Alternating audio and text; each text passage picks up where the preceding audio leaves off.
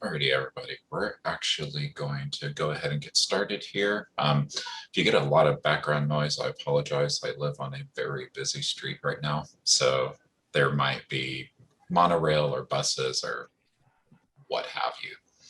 But thanks for joining us for this session today. The purpose of today's session is to talk about the SBIR program at the U.S. Department of Agriculture and about our upcoming ACSA cohort. The ACSA is a program we launched to help people really navigate the intricacies of the different agencies that accept SBIR and STTR proposals. And they can be a really great and valuable tool for businesses that are just getting started with the process, or even for multiple time awardees or people that have applied multiple times and not received funding. But what we're going to start off with today is really just kind of an overview about the SBIR and STTR programs. We're going to dive into how USDA focuses their SBIR program, because the USDA only participates in the SBIR program. And then we're going to talk about some of the key factors that make USDA, let's just go ahead and call it interesting, versus other agencies.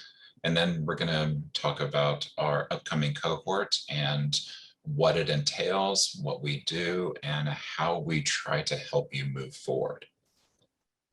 So for anyone that is not really aware of the SBIR and STTR programs, or maybe you've heard of them, you have some questions, you're just not sure what they do, what their purpose is, why the government participates in these programs. So the SBIR and STTR programs are, at the heart of it, a way for the federal government to provide investment dollars into businesses that are trying to launch a novel or unique product. There has to be something about what you're creating that's innovative, and that factors into the uniqueness. Really innovation is just, you're doing something different. You're approaching a problem differently. You see that kind of light at the end of the tunnel that nobody else has seen before. And there has to be commercial potential. These are research programs, but they're not research like a lot of people are used to, where you hear about a scientist getting $12 million to study fruit flies in Botswana or something like that. This is research for a purpose. So it's a difference between basic research, which is just scientists going out there and saying, hey, this sounds like something that's cool to research. I think I could find out a lot of great information about this. These are applied research. And you can think of applied research as research for a purpose. And that purpose is to actually launch a product, to launch something that's going to be commercially successful, to launch something that you can essentially sell to somebody else. So under these programs, there is the SBIR, which is totally for a business to move forward with, do themselves. And then the STTR is their sister program. So the STTR has fewer agencies that participate, but it has more strict requirements because you have to be working with a research institution. So you have to be working with someone that is receiving funding to do that basic research. Typically, those are things like universities, colleges, your big R1 schools, or even things like federally funded research and development centers, or FFRDCs. For y'all in New Mexico, think LANL, Sandia, AFRL, organizations like that. And when we talk about the SBIR and STTR programs as being an investment by the government, it really is an investment. They like to consider it their seed fund program.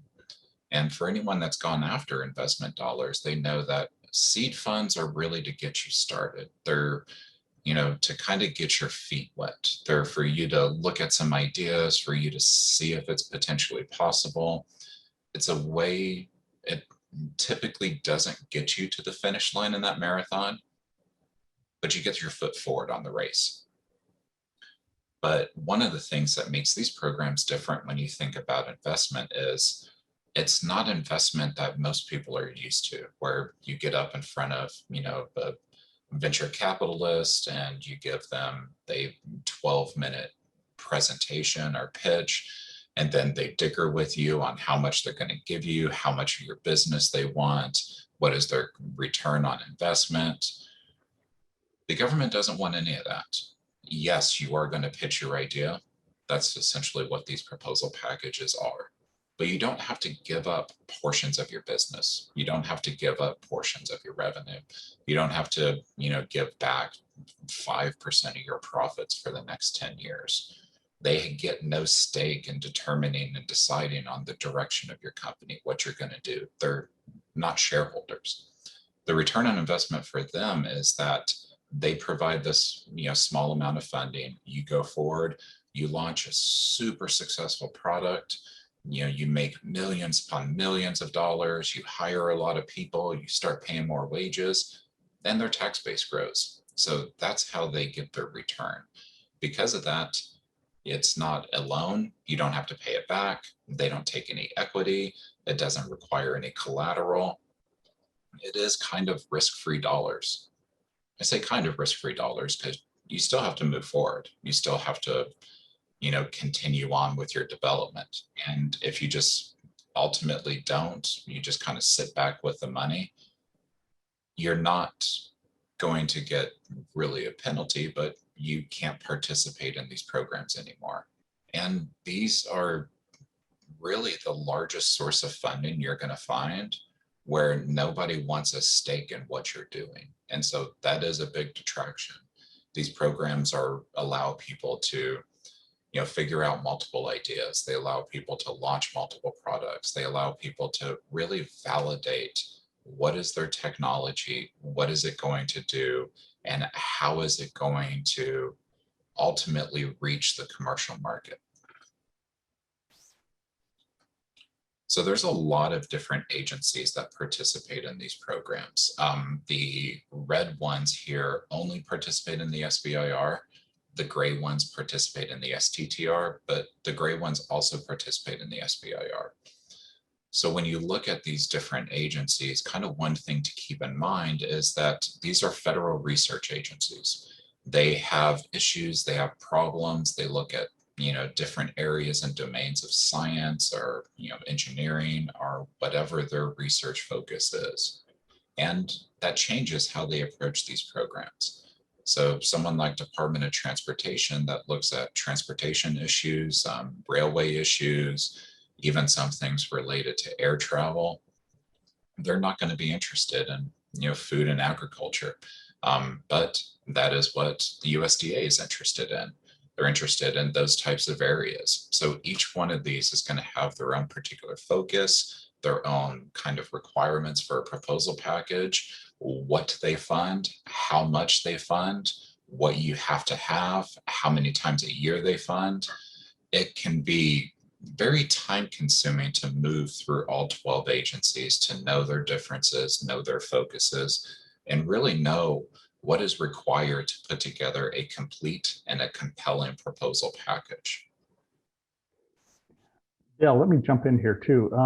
Another difference in the agencies is how much interaction you can have with the, program officers. From the standpoint of, like, for instance, with DoD, the people that are writing the topics that are very specific topics are the ones that are also reviewing the proposals and stuff. They're not really peer reviewed. So there is some huge nuances between the agencies of how things are reviewed and how involved the program officers are into writing the topics, solving, like you were talking a minute ago, solving the problem for the agency as opposed to sort of an open book saying, hey, surprises, show us something new, different. So.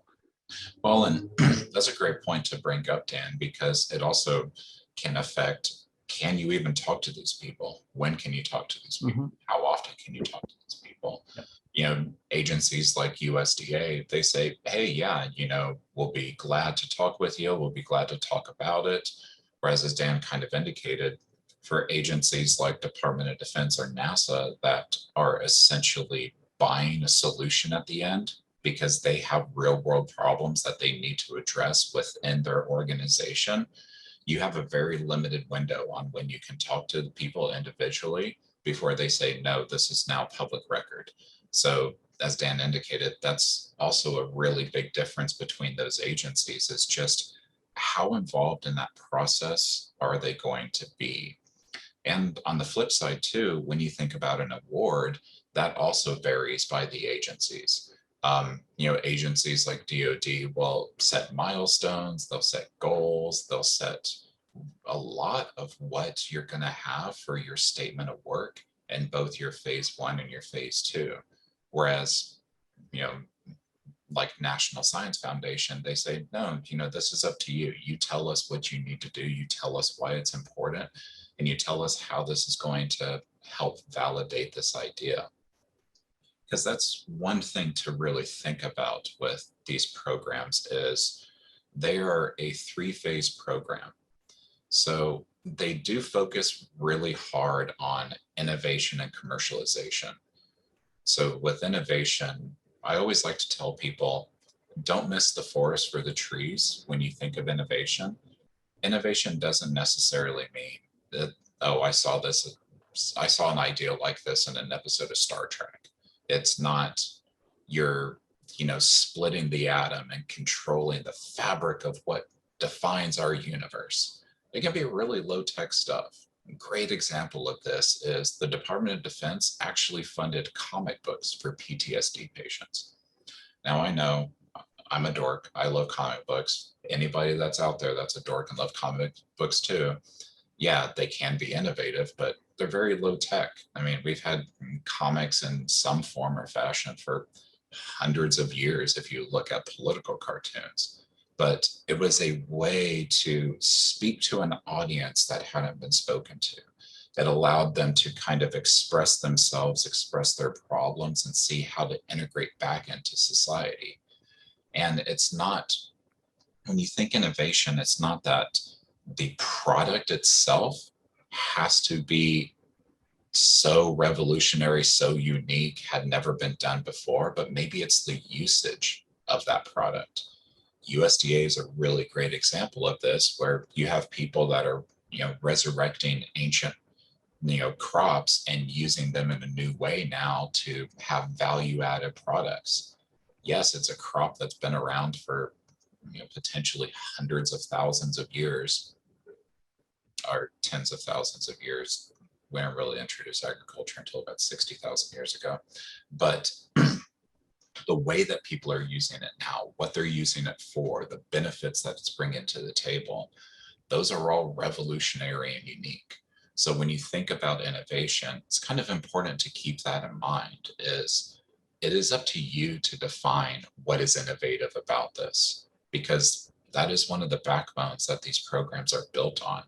And then, as we talked about, commercial merit is, I would say it's pretty much as important as innovation, because ultimately they want your business to grow. If you're not launching a product that you're going to be able to sell, if you're not targeting something in a new way that is a totally new application, if there's not a value proposition for what you're creating, then these programs really aren't for you, because they are about that innovation and how it ties into commercialization. And one of the things, Dale, is that for this, once again, depends on the agency too. So NSF, you definitely have a commercialization path. You need to really talk about it in the phase 1 proposal. NIH and USDA, you just have to give a hint of what you do, and convince people that, yeah, there's a market out there. That's really as far as you have to go in the phase 1 proposal. And then you'll get killed in phase 2 from USDA if you don't really have a good commercialization plan. But phase 1, we can just sort of hint to the ability that there's a market need for this type of product. Yeah, and that's a really great point to bring up, Dan, is, that phase 1 is really about looking at what you're creating and what is the biggest hurdle for you. What is that thing that's keeping you and holding you back? What is that critical problem that you have to address before you can say, This thing even has a hope in hell of making it. So that's what your phase one is about, is getting that, Feasibility. It's all about feasibility. of that idea. Mhm. And then that phase two is, okay, well, now I showed that it's feasible. I showed that, it's something that's valid and can be created. Oh crap, now I got to go create it. Well, and that's why also phase ones are really, when you define seed funding, they are really seed funding. They're a small amount of money. For USDA, it's $100,000, and they're a shorter time period. So USDA is, correct me if I'm wrong, Dan, 8 months on a phase one. Yeah, some number of months. Yeah, maximum 8. Yeah. And it's just about getting started. It's about kind of defining, can this work? Is it potential? Is it possible? Then you go on to that phase two, where you get more money, you get longer time periods, because now you have to put in the actual work for saying, okay, I talked about this. This is the product I'm going to launch. This is how I create that product. These are the things I need to do, really kind of research wise, but remember, applied research, not basic research, on launching this, making it successful, getting it into a customer's hands. And then that phase three is, all right, now you went through now you showed that this was feasible. You actually started creating some stuff. You started figuring some stuff out.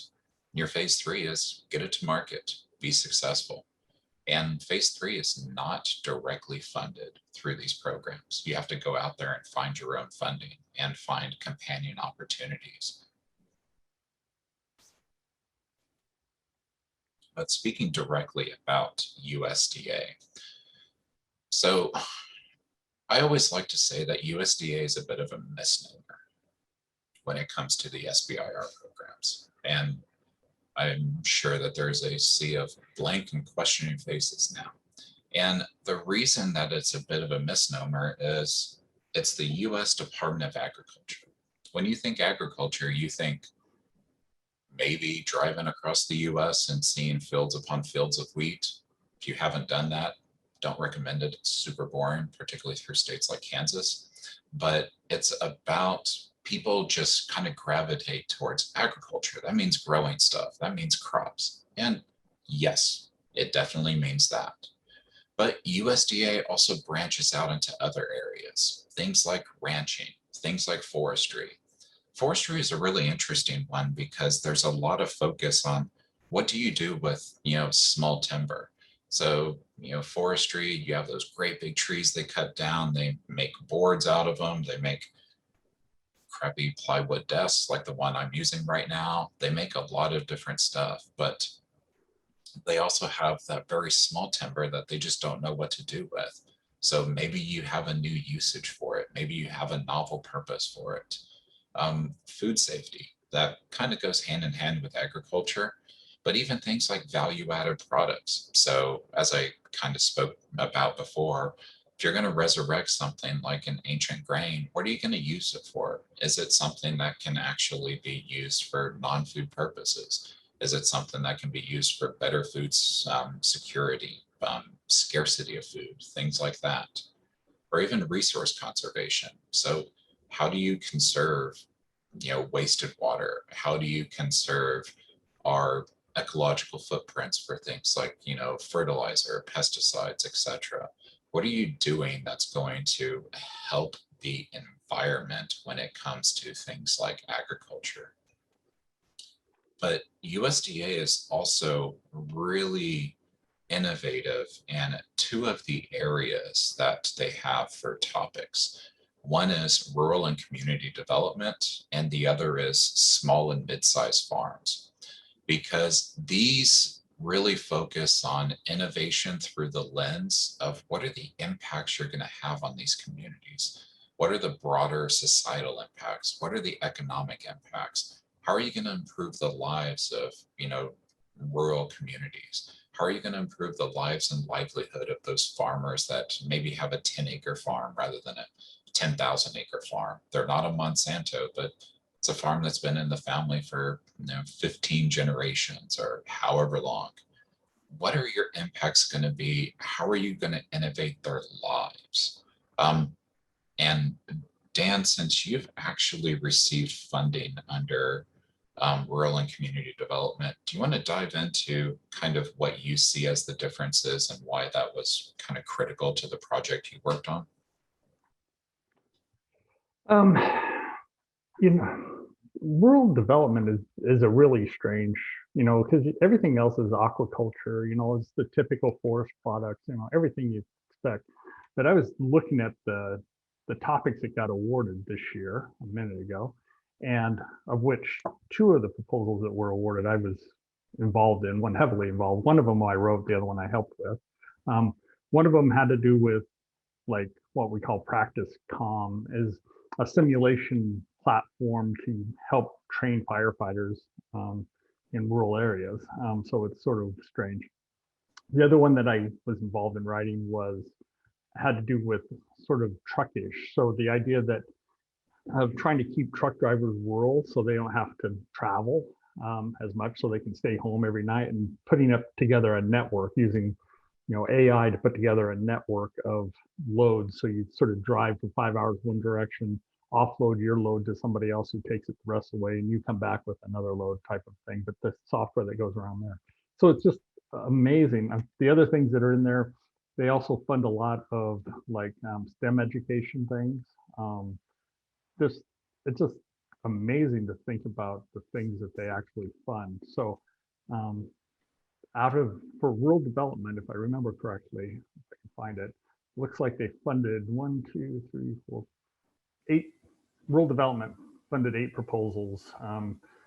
Managerial cities for increased economic development capacity, resilience for using social entrepreneurship and Native American communications as far as agriculture goes. Computer vision driven automated counting traps for remote mosquito surveillance. I mean, those are just the weird rural development things. So it's a pretty open book. It's unusual if we can't figure out a place for something to fit in the USDA somewhere. Well, and I was going to say one of the really interesting ones that I've seen for the rural development was actually about the usage of social networking and news for rural communities and rural teens, and how it kind of shapes and changes their worldviews. So again, just anything that focuses on that, let's just call it betterment of lives for rural communities, are those farmers for small and mid-sized farms, are one of the things that makes USDA so different from other agencies. And kind of, talking about that, the other aspect that makes USDA interesting is really still related to those special topics, because across pretty much all of the SBIR and STTR programs, save the Air Force's weird commercial solutions opportunity that they release now, these are the only 2 topics that you can walk into with a technology or a product or something that you may already be selling in a different area that you may have already launched, that there's no technical risk for it, but there's a risk in how you're applying it for betterment of lives in these areas.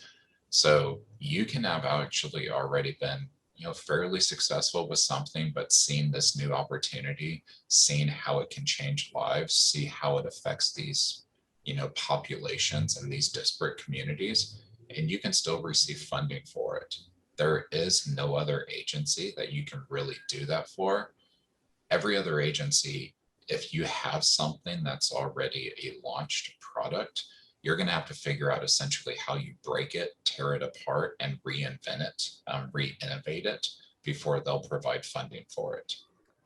Or the other thing too, Dale, is a lot of times, I think there was a comment in the chat a little bit earlier asking, they have a product that's, sort of ready to go, but, how do we get funding for the next step? And a lot of times I have clients that have to back up and not really disclose how far along they are on a product, or start talking about innovation in the manufacturing process that's going to have to happen to make their product feasible.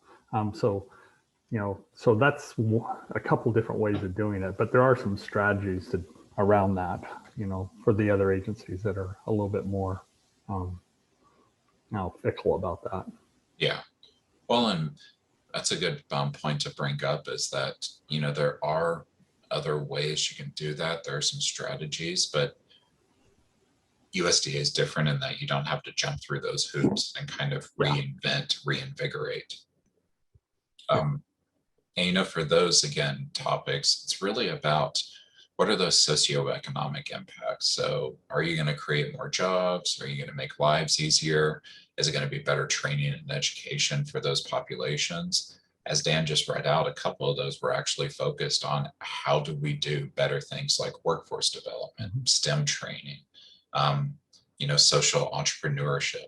How do we make sure that those populations can, sounds corny, but really take control of their lives and define who they're going to be in the future and what kind of success they're going to be in the future.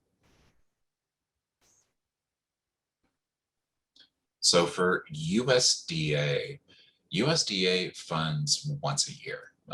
They'll fund their phase ones once a year. They'll fund their phase twos once a year.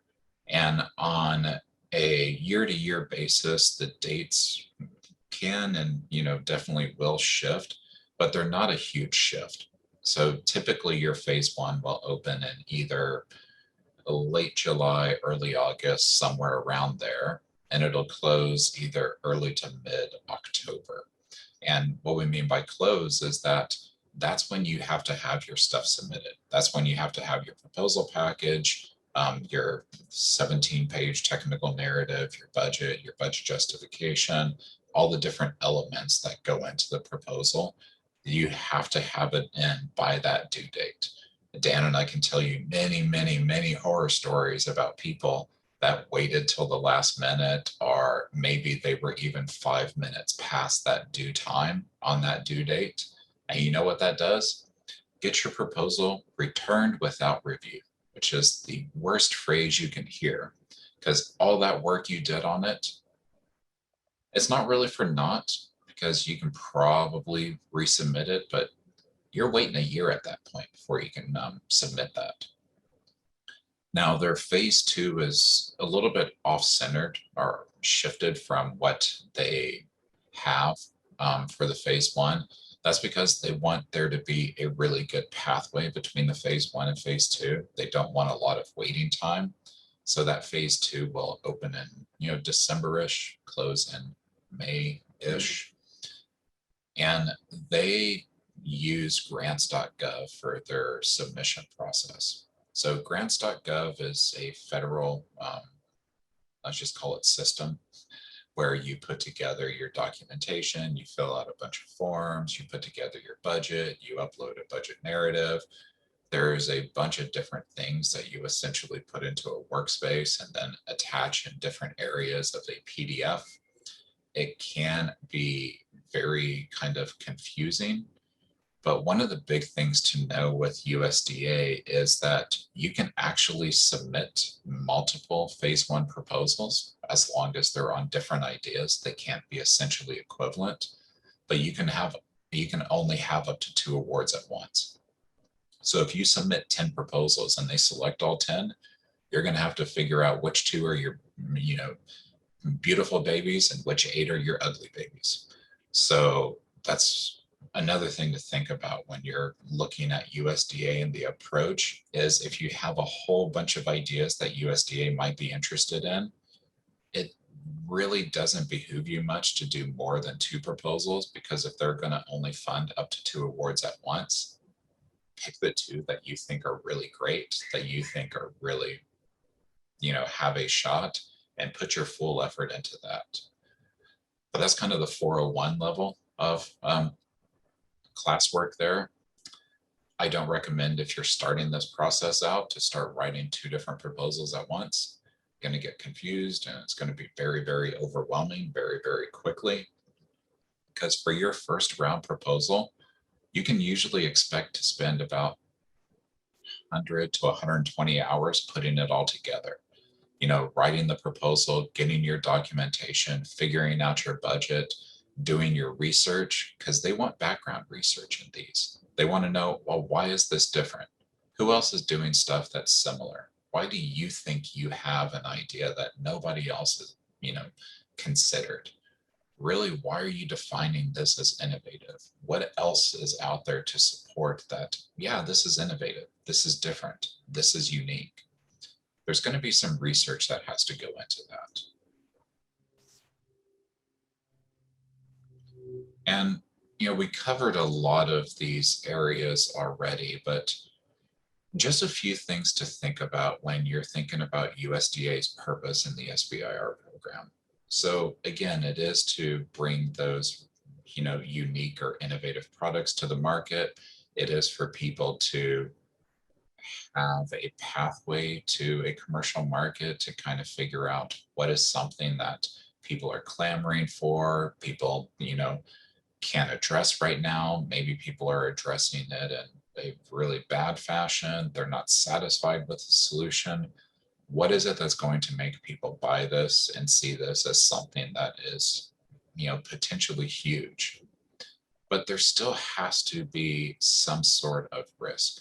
Again, if you're looking at things like those rural and community development topics or mid and small size farms, maybe it's not technical risk, but there still needs to be some barrier. There still needs to be some hurdle you need to cross. There still needs to be something you need to address, whether it's market, whether it's customer adoption, whether it's actually, validating the supply chain to get that solution into people's hands. There needs to be something that you just go, okay, I got to figure this out. I have to get this together, or else I might as well not even start this. Really, it's your validation on the fact that I need this money, I need this funding to go forward, to be successful, and to get this into people's hands. And kind of just to briefly cover it, because I know people probably have questions on what is USDA's process. So there's no special prerequisites for submitting a proposal to the USDA under the SBIR program. It's a really great idea, though, to put together a project introduction. So like a one pager on what you're doing, why is it important, what are you going to use the funding for, what is that plan for growing beyond that phase one, and send it over to the program officer. So under USDA, the SBIR program is actually run out of NIFA, National Institute for Food and Agriculture, I think is what NIFA stands for. You learn that the SBIR and STTR programs are a quagmire of alphabet soup very, very quickly. But it's a really great idea to get in that buy-in. As Dan said earlier, some agencies, you can have some really great dialogues, some agencies, maybe not so much. But for those agencies that allow you to talk to a program officer, that allow you to kind of get their buy-in, that allow you to put it forward before them so that it's fresh in their mind and they can be a champion, this is a really great way just to get that introduction and to make their mouth start to water. You want them to want to fund your project. And it's a great way to get that ball rolling. I know we've talked about this before, Dan, but how important do you see making this project introduction to, that USDA program officer? I think the best thing it does for you is it makes sure you're on scope.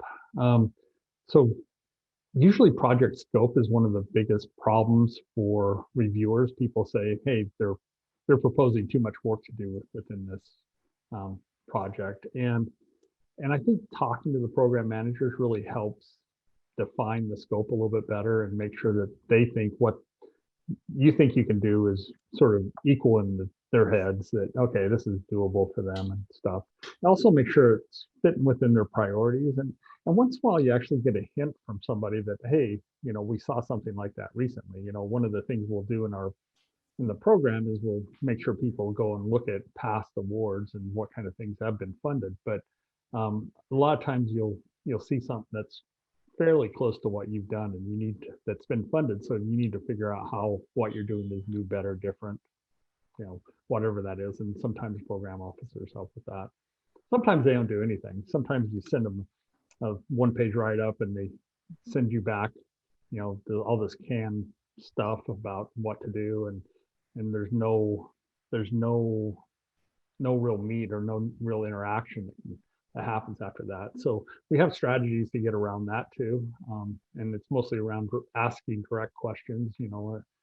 Specific questions is usually what helps with that.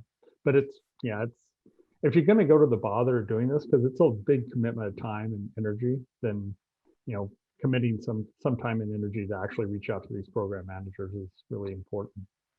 Yeah.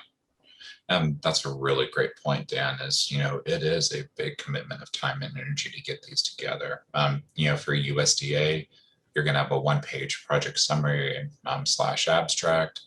For your phase one, a 17-page project narrative, which is essentially your technical narrative. You're going to have a bunch of forms and things to fill out. Some resumes are just introductions on key personnel and individuals, why they are the people to bring these together. If you have any teaming, if you have any partnerships, a breakdown on what that's like.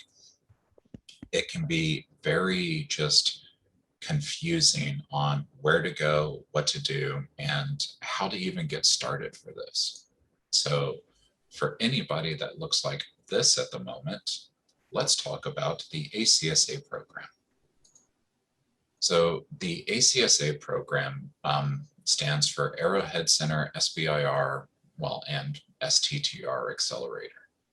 So this is a program we started about 3 years ago because we had a bunch of people and a bunch of our clients that said, well, I'm not sure where to go next. I'm not sure what is that pathway. And we can provide a lot of assistance and help, but when we're doing it one-off, then we have to give the same information to a lot of different people. It doesn't really build that community of there are other people like-minded, other businesses like me that are just starting out, that are struggling through these issues, that don't know how to move forward. And it was a lot of one-off or distributing resources. So we said, well, why don't we get together a group of people? Why don't we make cohorts?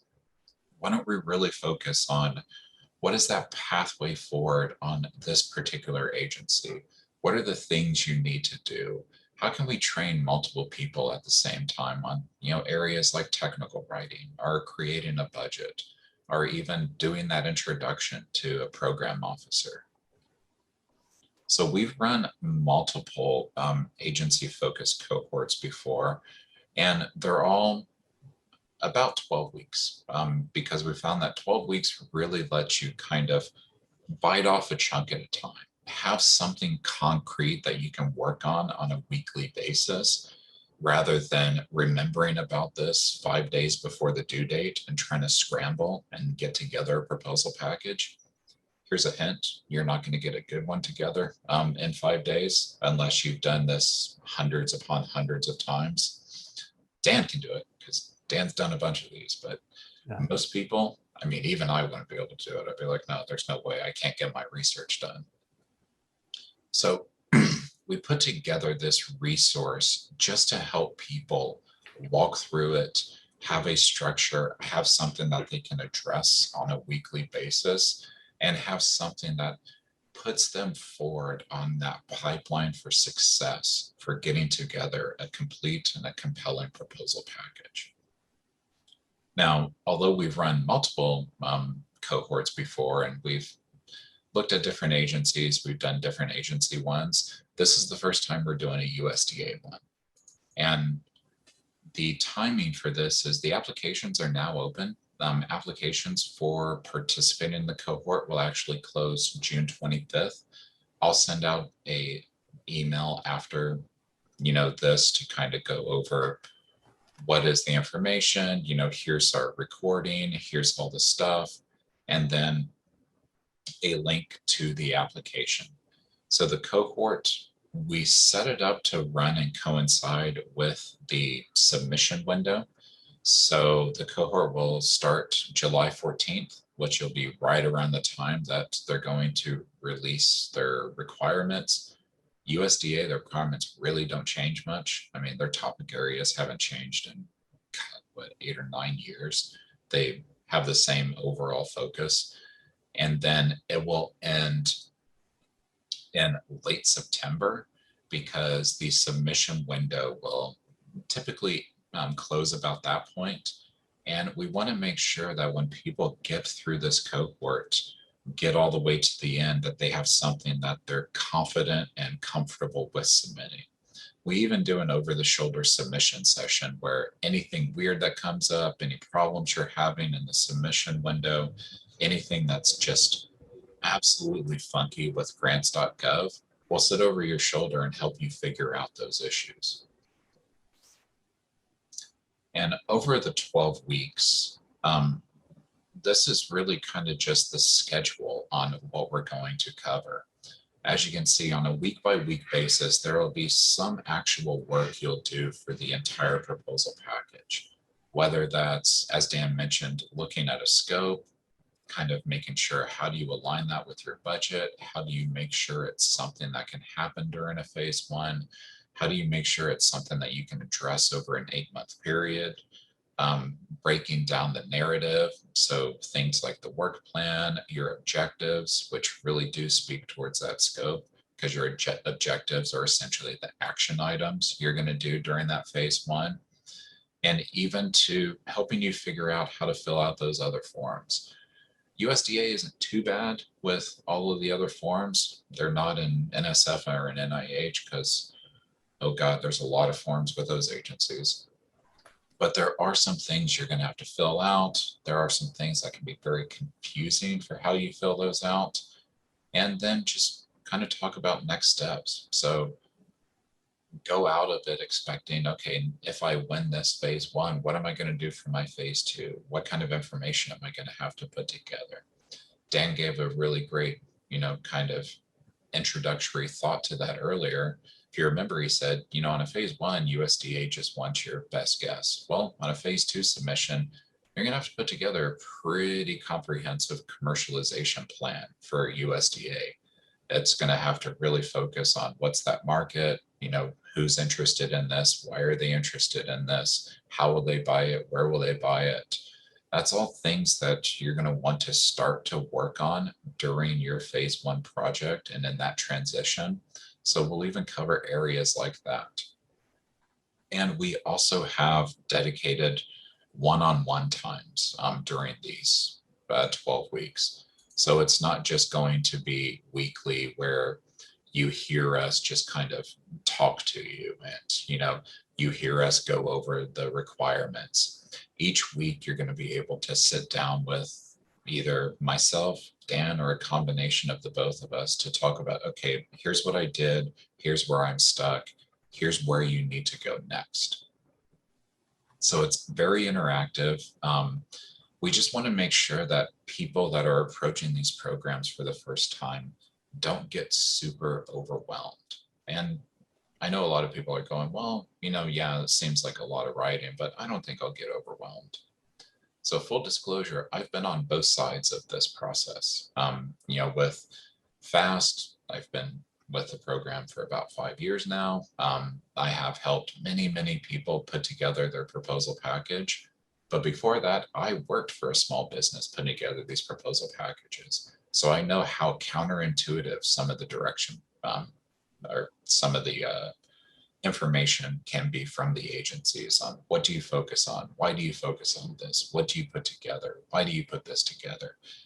What is the information I really want here for a good review?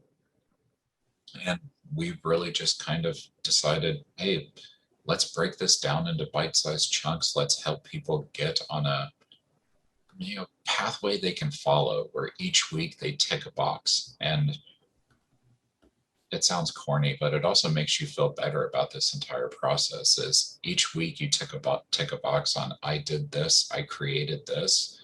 It gives you better hope for the future of, okay, I can actually do this. I can move through this. I can get this information together. And just a really quick overview about, well, who's FAST? Why are you doing this? Why do you think you can do this? I hope nobody's being that combative about it, but just in case. So we are funded by the SBA through a cooperative agreement to help small businesses across New Mexico go after these programs. That's essentially the entire reason we exist. That's why they continue to, pay my paycheck, which I'm appreciative of, like having a job. But that is the entire reason that our program operates, is what can we do to help small businesses go after these opportunities.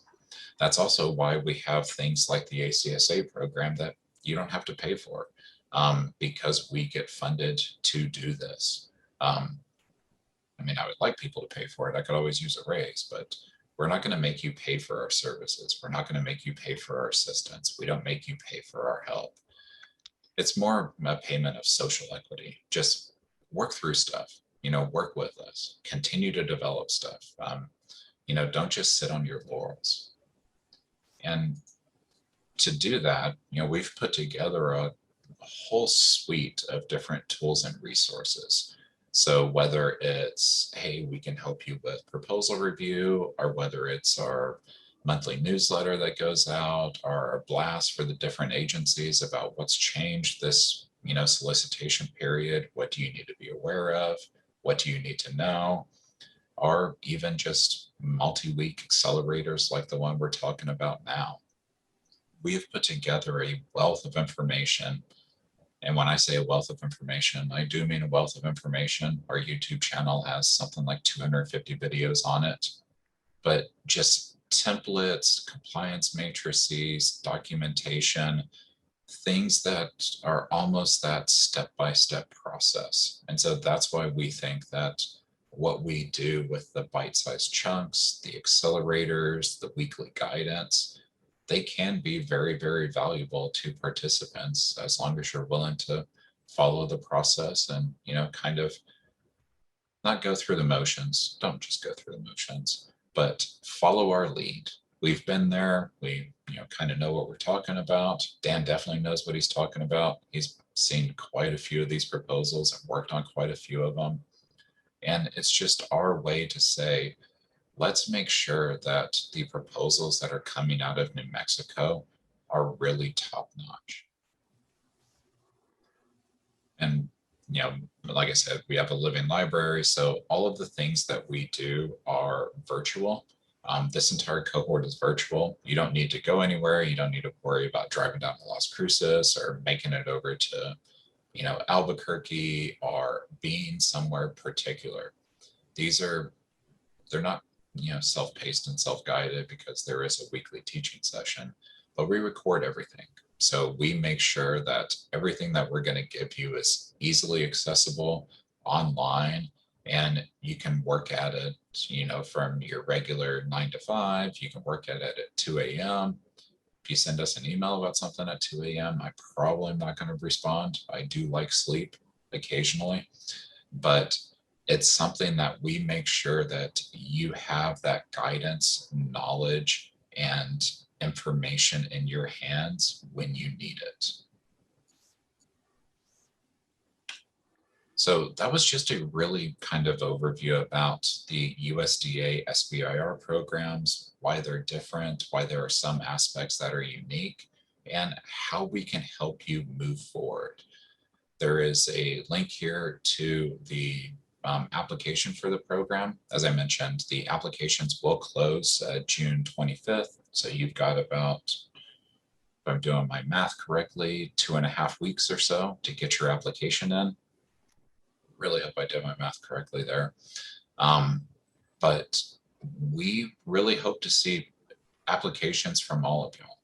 How can we help you figure out if USDA is right for you, and if USDA will fund your innovative idea that will potentially turn into that great big commercial success for not only your company, but, our fair state. But I will also make sure to pull these out directly so that you have an easily clickable link in your email. But if you have any questions about the program, if you have any questions about USDA, if you have any questions at all about what do you need to do to qualify for USDA SBIR funding? What do you need to do to know more about how to get started on this process, or even want more information about how the cohort is arranged and what we do during the cohort? Do not hesitate to reach out. We welcome all questions. We love answering questions. Gives me a way to keep the time moving throughout the day. But we really just hope to see all of you apply for this program because we think it can be a really great and valuable tool. We think it can help people really move forward. Hey, Dell, let me do my quick 45-second pitch of why this is important for a small company. Even if, you know, there were some comments earlier, you know, somebody's a little bit farther ahead than they want to be, you know, they're trying to, no, they don't, then might be appropriate for this. But one of the companies I worked with for the last 25 years is Inexall, and we won a proposal in the last go around USDA that starts on July 1st, the actual start date. And with that small company, we started writing SBIR proposals in early 2000, and everything we write in the early 2000, like 2004, 2005, and everything we write are very strategic piece of technology for what we're doing. So we use it as R&D basically. And over the years, we've gotten about $4.5 million worth of R&D funds from NIH, USDA, and NSF are the main places that we've gotten our money, all around e-learning and some different technologies that we've been doing around that. So think about it in that way. And, you know, if you do have a product existing already, think about it for the next one. What's the next product that I need to do? Or how do I advance this product? Or how do I make it better? So be very strategic. I mean, this is a huge opportunity for strategic thinking about what you're up to. So that's my pitch. That was probably longer than 45 seconds. Yeah, and I think that's a really great thing to kind of talk about, Dan, is that, you know, we don't make guarantees that this is going to help you get funded. It's totally out of our hands on what gets funded. It's all about USDA, but we put that knowledge in your hands about what are some best practices, what are some things you need to do, what are some things you kind of need to move forward with.